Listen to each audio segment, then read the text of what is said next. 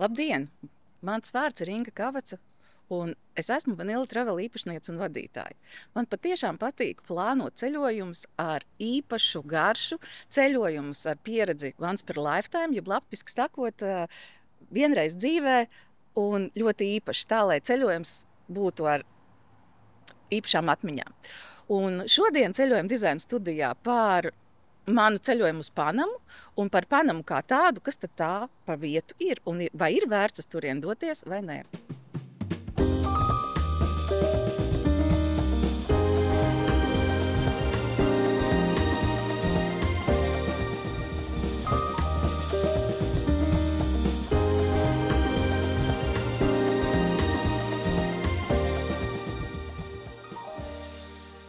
Kas tad ir Panama? Mūsu priekšstatos varbūt ir, tā nav valsts vai tā nav vieta, ko visi zina. Tā nav Parīze, tā nav Amerika. Kas tad ir Panama? Varbūt, ka kādam nāk prātā vārds Panamas kanāls. Tas droši vien ir tas tipiskākais, ar ko asociējas Panama. Panamas cepure, jā, arī to varbūt zina. Varbūt vēl zina Panamas saraksts, bet kas vēl ir Panama? Un tā ir tāda varbūt balta lapa šobrīd pasaules galamērķu sarakstā, stipri nezināma, neizpētīta, un tāpēc es arī devos uz Panamu bez kādiem īpašiem priekšstatiem. Es vēlējos no sava viedokļa uzzināt, kas tā ir pa vietu. Un jāsaka, ka tiešām ierodoties tur, Panama mani ļoti pārsteidz. Es braucu uz Panamu ar tādu atvērtu sirdi, nelasīju neko par Panamu, lai iegūtu tādus savus priekšstatus un savus iespaidus. Un jāsaka, tas attaisnojās, jo tik interesantu ceļojumu, tik piedzīvojumiem bagātu un reti, kad ir dzīvē nācies izbaudīt. Tad, kas tad ir Panama? Tāda maza desiņa starp Ziemeļameriku un Dienvidameriku, šaurākā vieta. Protams, kad pats galvenais arī ekonomiskais objekts un objekts, kuru mēs arī zinām no stāstiem, ir Panamas kanāls. Un tas ir viens no objektiem, ko noteikti parāda. Un parāda jau pašā pirmajā dienā, jo viena Panamas kanāla daļa ir Panama City. Faktiski pa ceļam no lidostas uz pilsētu. Un jā, tas ir tik pārsteidzoši, un vietējie ļoti lepojas ar šo ar kanālu, ar vietu, kas viņiem dod gan darbu, ar vietu, kas viņiem dod arī ekonomisko pienesumu un tādu. Viņi tiešām ir lepni ar to. Protams, arī Panamas kanāls, to redzot, ir unikāla tehnoloģiska būve, kuru sāka būvēt 1901. gadā. Un šobrīd Panamas kanālam ir divas, varētu teikt, slūžas vecās, kas ir sāktas būvēt 1901. un jaunās, kas ir būvētas jau šajā gadsimtā. Un tad otra jaunākā daļa ir pretējā pusē, Karību jūras pusē, un te savukārt tiek izmantot jau jaunāka tehnoloģija, kurā vairāk tiek ekonomēts ūdens, 80% no katra iekonomētā. Katrā braucienā tiek iekonomēts 80% ūdens no tā, kas iziet caur slūžām.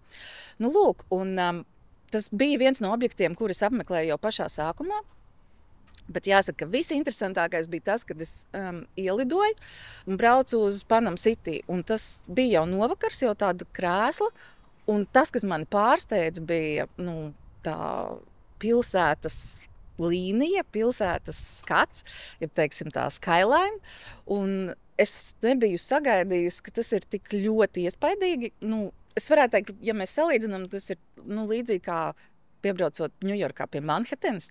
Un tā es vairākas dienas esot Panama City, domāju, ko tas man atgādina, kam tas ir līdzīgs. Un es varētu teikt, ka tā Panama, tā secinot pēc tā visa brauciena, manuprāt, ir tāda Amerikas Singapūra.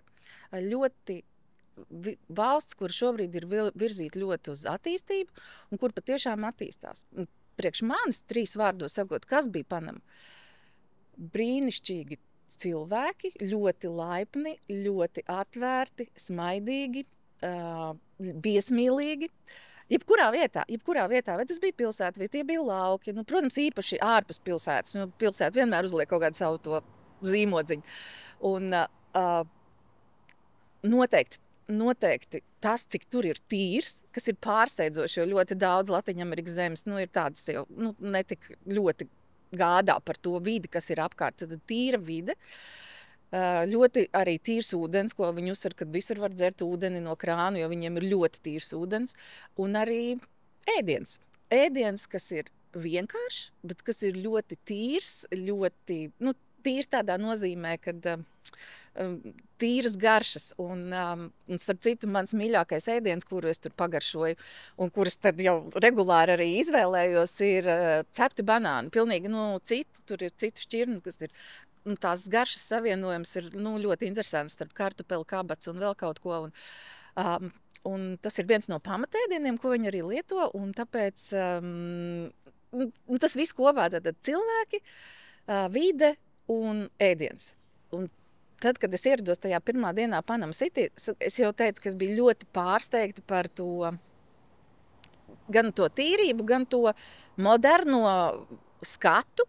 Un tas arī ir tas, kas visvairāk pārsteidz Panamā, ka ir Panama City, kas ir ļoti moderna šobrīd pilsēta.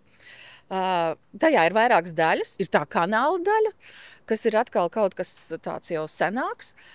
Un tas, ko var izdarīt un kur var izbraukt, un kas ir iespējams, ir izbraukt arī pašiem caur šīm Panamas kanāla slūžām. Ir tāda ekskursija, ir tāds pakalpojums, kad izbaudīt visu šo te ceļu, apskatīties, kā tas ir. Un pa vidu starp vienu krastu un otru krastu Panamas ir tās Gatuna ezers, kurā neskatoties uz to, ka tur tiek savākts ūdens, lai to izmantot slūžās, tas ir arī pie Reizes dabas parks, kurā ir ļoti daudz putnu, ļoti daudz dažādu citu ūdens dzīvnieku. Unikāls foršs piedzīvojums, kurā noteikti vajag doties. Un kanāls ir 82 km garš, un ja to šķērso, var faktiski teikt, ka esmu šķērsojis Dienvidameriku, ja? Ameriku no vienas puses līdz otrai. Tātad. Panama šaurākajā vietā faktiski ir 85–90 km plata. Tas ir no Karību jūras līdz Klusajam okeānam. Un šī vieta vienmēr ir izmantota, lai pārvestu preci vai kaut ko citu no vienas puses uz otru. Arī pirms nebija Panamas kanāla, eksistēja arī sauszemes ceļš. Arī šobrīd eksistē ne tikai pats kanāls, kur to dara ar kuģiem, bet eksistē arī Panamas dzelzceļš, kur pārved preci, konteinerus, lietas no vienas puses uz otru. Bet kas ir visinteresantākais? Man bija brīnišķīgs gids, ar kuru es joprojām sarakstos, uzturs. Ļoti interesants panamietis, jau nezinu, cik paudzēs. Un tas, ko viņš man uzsvēra, viņš teica, mēs te esam dzīvojuši sen. Un tas, ka Eiropieši saka, ka Kolumbs atklāja Ameriku, tā nav taisnība. Mēs te bijām sen. Vienkārši Eiropieši te atbrauc un teica, ka viņi kaut ko ir atklājuši. Ja. Tā kā šī tirzniecība un Panama kā vēsturiska vieta ir eksistējusi ļoti sen. Protams, ka Panama kā tāda un tie panamieši kā šobrīd ir radušies pēdējo 2 gadsimtu laikā veidojusies, bet Panamas pamatiedzīvotāji ir indiāņi. Un kas ir ļoti interesanti šajā vietā, kad tās indiāņu cilts vēl joprojām dzīvo Panamā, un viņiem ir savas kopienas, dzīvo autentisku dzīvesveidu, un tas ir tas, kas man vēl likās tik ļoti interesanti un neskarti, kad ir tā modernā pilsēta, un turpat kaut kāda 80 km braucienā no pilsētas, un faktiski stundas braucienā nonāc pilnīgi citā vidē, džungļos, pie cilvēkiem un pie ciltīm, kas dzīvo savu autentisko dzīvesveidu, un tas ir tas mistiskais, varētu teikt, kas ir Panamā. Un ciltis ir vairākas, ir tās, kas dzīvo tuvāk Panama City, un ir tās, kas dzīvo tālu. Tie, kas dzīvo vistuvāk Panama City, ir Embera cilts, un tad ir Guna cilts, kas dzīvo San Blas Islands, ir tāda vieta Panamā, un šī San Blas Islands salu arhipelāgs pieder indiāņiem, un tur neiejaucās Panamas valsts valdība viņu dzīvesveidā, dzīves ritmā, un tā ir viņu zeme, ar kuru viņi rīkojās tā, kā viņi paši uzskata par vajadzīgu. Un noteikti ir vērts braukt pie Guna cilts uz San Blas Islands, un tur nav viesnīcu. Tur var dzīvot faktiski teltīs vai tādās apmetnēs, kur dzīvo paši indiāņi, bez elektrības. Tā, ļoti autentiski. Bet es tagad izstāstīšu par to, kas ir vistuvāk. 80 km braucienā no Panama City par Embera cilti.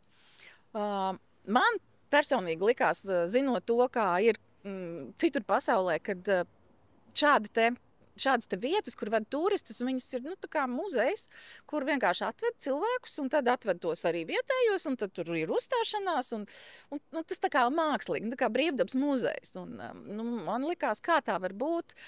Es šaubījos, ka nav reāli, ka tie cilvēki tur patiešām dzīvo, un savukārt tur turisti brauc. Pirmkārt, turisti tur nebrauc ar autobusiem.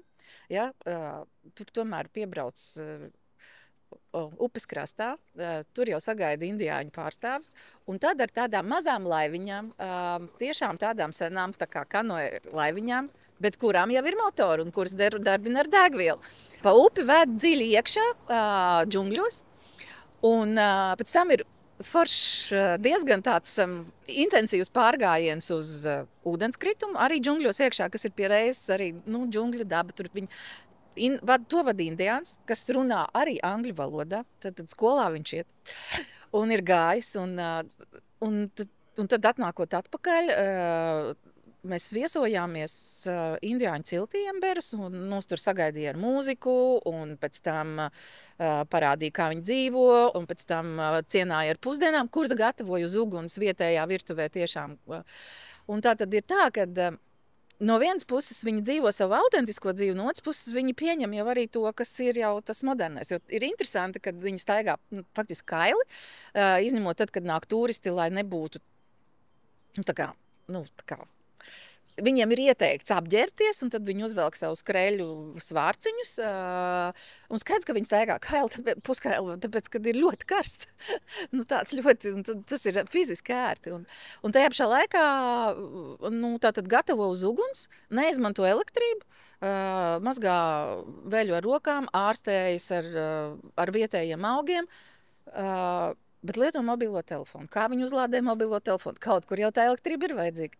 Ir arī kaut kur jau uzlikts saules baterijas. Tā kā ir pagaidām šobrīd ir ļoti vērts braukt uz šo vietu, saprast to autentisko, kas jau ir ar mūsdienu civilizāciju savienots. Droši vien, ka tas pazudīs pēc kāda laika, pēc kādiem 20 gadiem. Bet šobrīd tas ir vēl interesanti, kad viņi stāsta, ko viņi dara, kā viņi to dara, kādas lietas ražo, lai varētu pārdot un par to nopirkt degvielu, ar ko vest tos turistus pie sevis. Viņiem ir tā, ka viņiem ir arī demokrātija tādā nozīmē, ka nav tā kā virsētis ir visu mūžu ievēl un tad ir visu mūžu. Nē, reizi 4 gados ir vēlēšanas.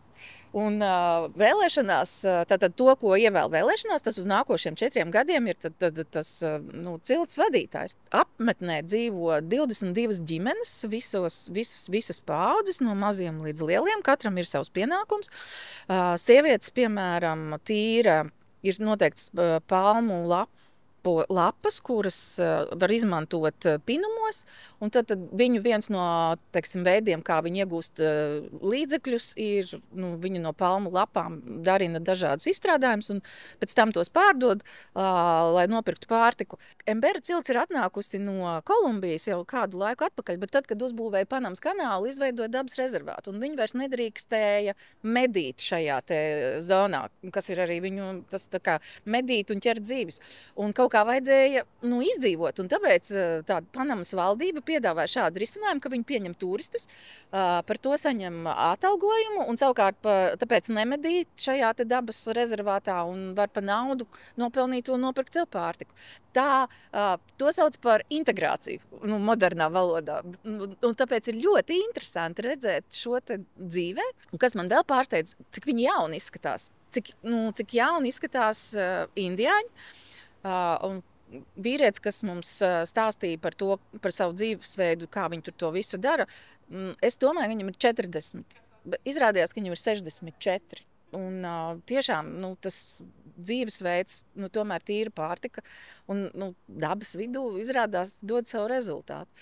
Viņi indiāņi ļoti laipni. Gits gan man teica, ka Embera cilts ir ļoti īpaši tieši ar savu viesmīlību un ar savu laipnību, kad Guna cilts jau ir tāda atturīga, ja ne katru viņu pieņems, un tāpēc tas arī ir tas interesantais. Un ir vēl ciltis, kas dzīvo vēl tālāk no Panama City jau uz nevis uz Kolumbijas, bet uz Kostarikas robežas. Tad Panamai vienā pusē ir Kolumbija, un otrā pusē ir Kostarika.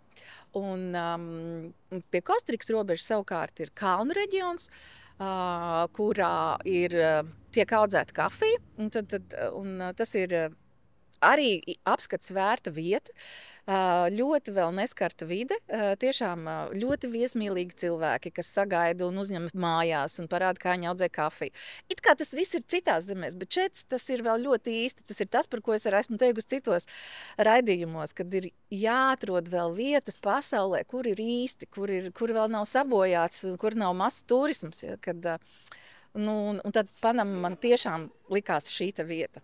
Un tas ir interesanti arī, ka pretstatā šiem te autentiskumam un tam, kā cilvēki dzīvo, cik tā vienkārši ir. Savukārt Panama ir arī iepirkšanās paradīze visai Latviņamerikai, un no visām blakus esošām valstīm lido tieši uz Panamu, lai iepirktos. Un tas ir tik interesanti, atkal atgriežoties Panama City, viens no shopping moliem ir izveidots bijušajā Amerikas militāro spēku karabāzē, un tas ir 2x2 kilometri, 2 kilometru garumā, 2 kilometru platumā, liels iepirkšanās centrs. Panamieši ir diezgan jutīgi sarunās par to, kāds ir bijis laiks, kad Amerikas armija bija Panamā, un tie ir bijuši 75 gadi, kad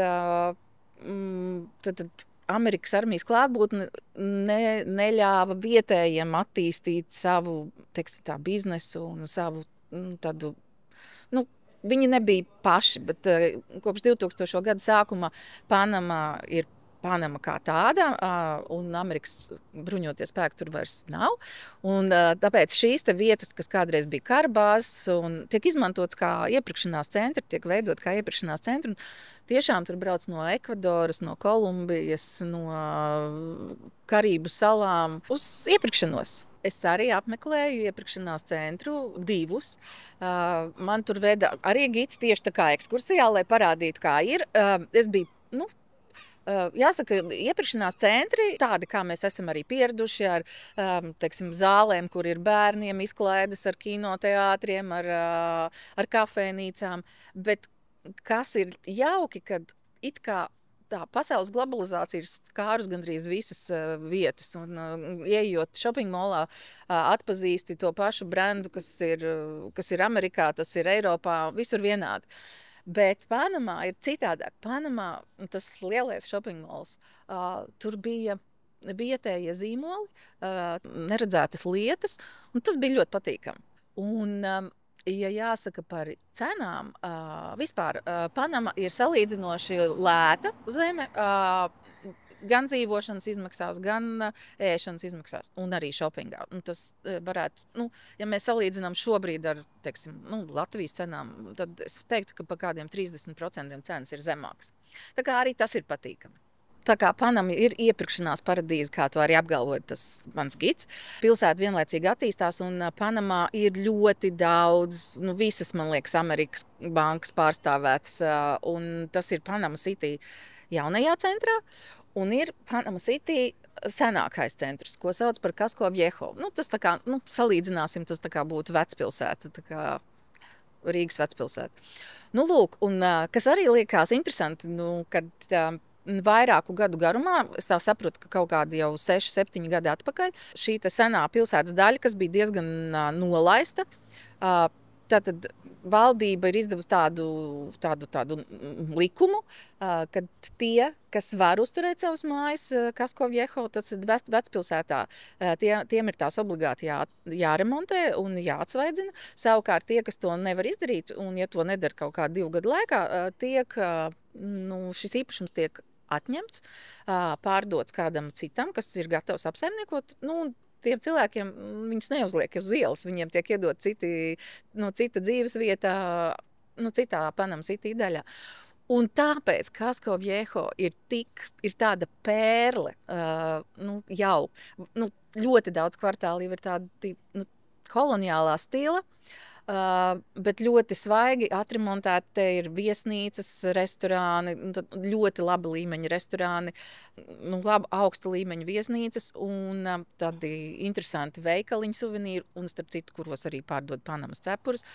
Tur ir tirdziņi, un tas ir ļoti tāds interesants mikslītis, ko mēs varētu, ko mēs varētu arī pamācīties, kad, ja mēs nevaram uzturēt īpašumu, tad atdodam kādam citam, lai tā vide būtu ļoti kopta un interesanta. Noteikti, ka Kasko Viejo ir vērts uzturēties, arī padzīvot vismaz kādas 3 naktis, lai izbaudītu šo te vecpilsētas šarmu.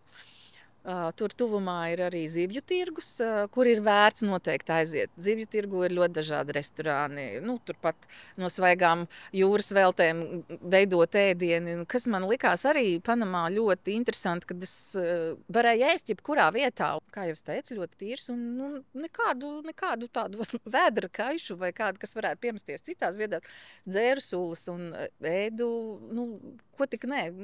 Un tas arī tas zivju tirgus ir tik interesants ar vietējiem, ar sievietēm, kuras tur gatavo uz vietas, runā ar viesiem.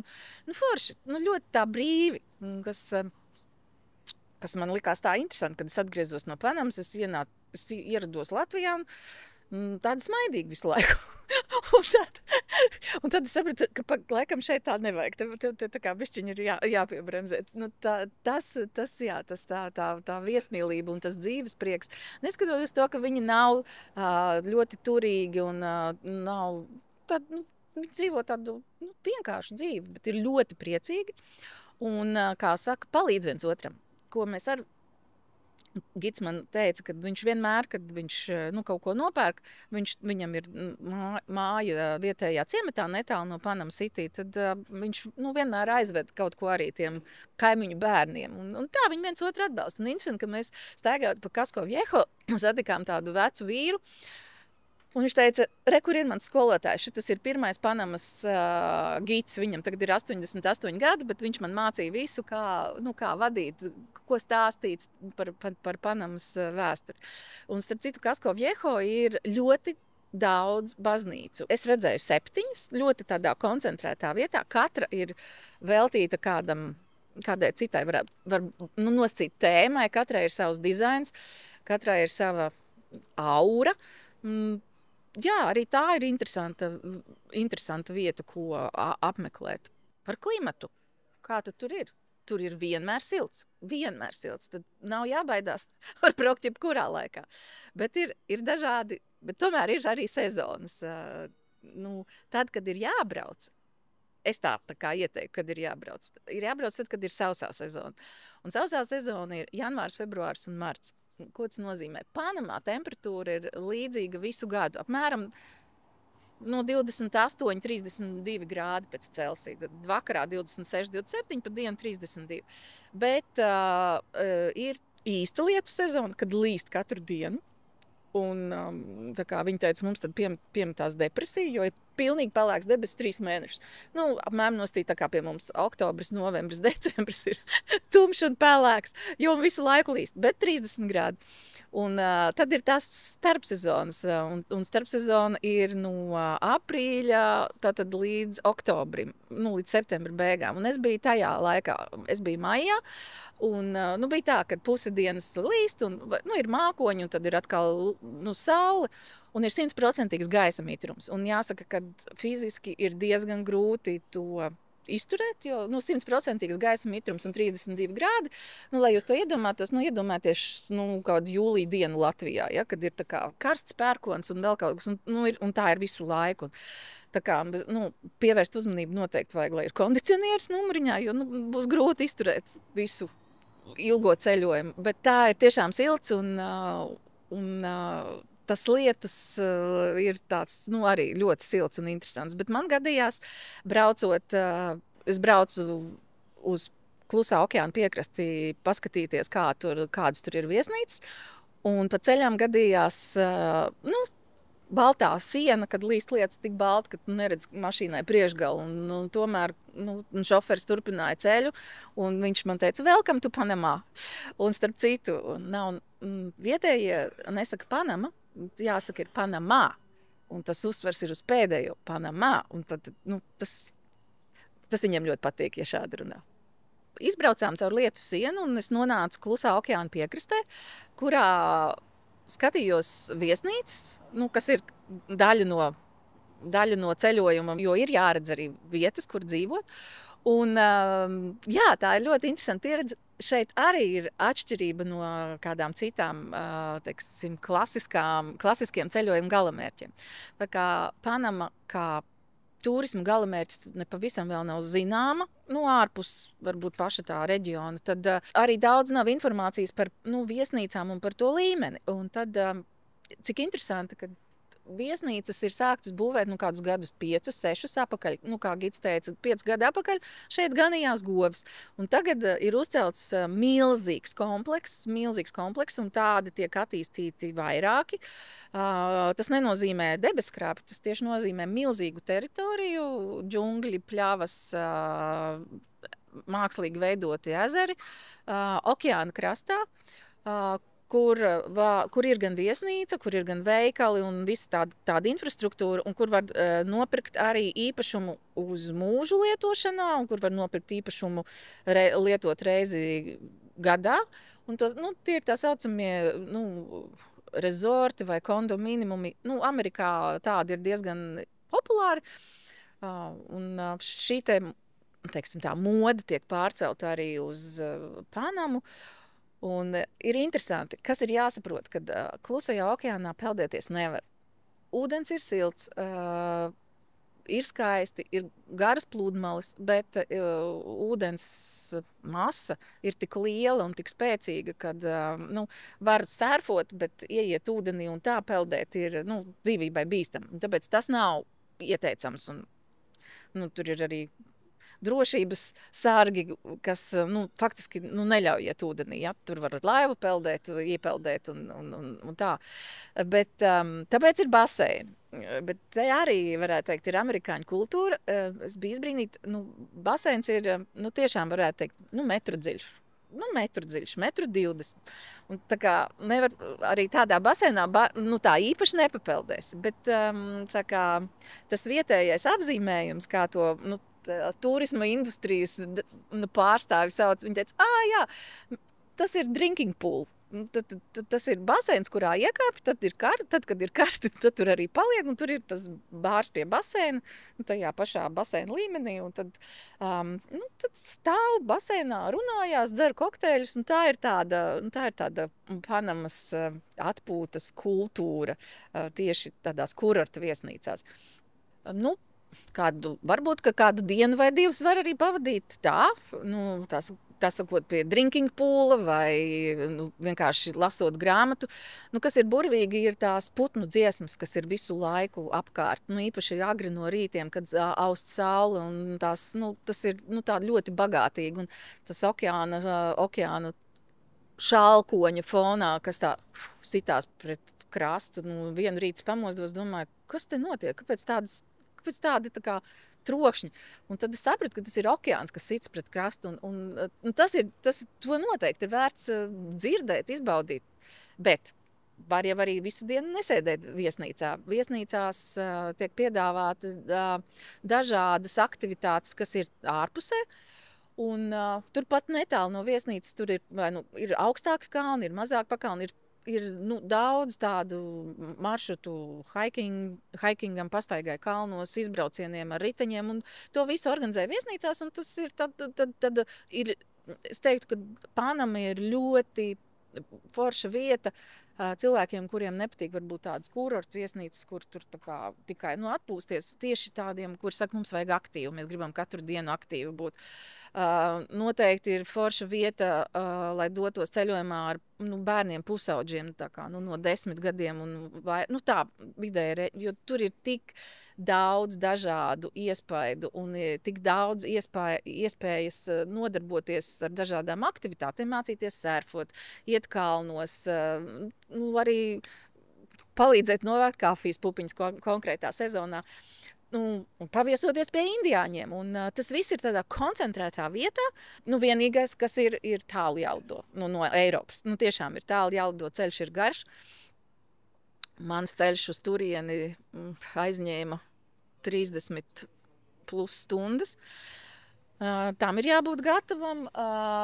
Bet var arī kompaktāk lidot. Bet es ieteiktu ceļot uz Panamu, noteikti pašu Panamu. Noteikti pašu Panama City, noteikti paviesoties pie indiāņiem. Tās aktivitātes, kādas paplānot, bet paviesoties arī vēl kādā blakus zemē, vai Kolumbijā, vai Kostarikā, un to visu var ļoti jauki apvienot vienā ceļojumā. Un tas plānotais laiks, ko es ieteiktu, būtu vismaz 2 nedēļas. Bet, ja ir tik tālu lido un ja ir tik tāls tas ceļš, tad varbūt, ka pat 3. Kad janvārī, februārī, martā būtu visforšāk. Ko es varu garantēt, ka no ceļojuma jūs atgriezīsieties iespaidiem bagāti un smaidīgi. Un tas smaids nepazudīs vēl kādu laiku. Varbūt iemācīsieties pavisam citu attieksmi arī pret dzīvi un pārējo. Un vēl kādas jaukas, interesantas receptes no Panamas virtuves arī aizgūsiet, ko varat gatavot savās mājās. Tas, ko es atvedu, ir cepto banānu garša, bet to Latvijā mēs nevaram realizēt, jo tāda banāna nav. Bet sautējumi, dažādi sautējumi kokosriekstu pienā ar ananāsu piedevu un ko es vēl, un mango. Un, starp citu, Panamā auglis mango ir tikpat garšīgs, cik Taizemē, un varbūt vēl garšīgāks. Ar to viņi arī lepojas, ka tas ir tas viņu auglis, kas ir pieejams visu gadu. Tā kā es taisu mājās tādus zivju sautējumus, kokosriekstu, ananāsu vai mango sulas tādā sajaukumā. Ļoti garšīgi. Mēs Vanilla Travel zinām par ceļotājiem un ceļojumiem gandrīz visu. Esam izpētījuši kontinentus, valstis, lidojumu maršrutus, daudz viesnīcu. Protams, jums uzbūrt brīnišķīgus ceļojumus ar interesantiem maršrutiem. Tiekamies nākamajā ceļojuma dizaina studijā jau pavisam drīz. Piesakojiet mums Apple podcasts, Spotify un YouTube kanālos. Uz drīzu tikšanos!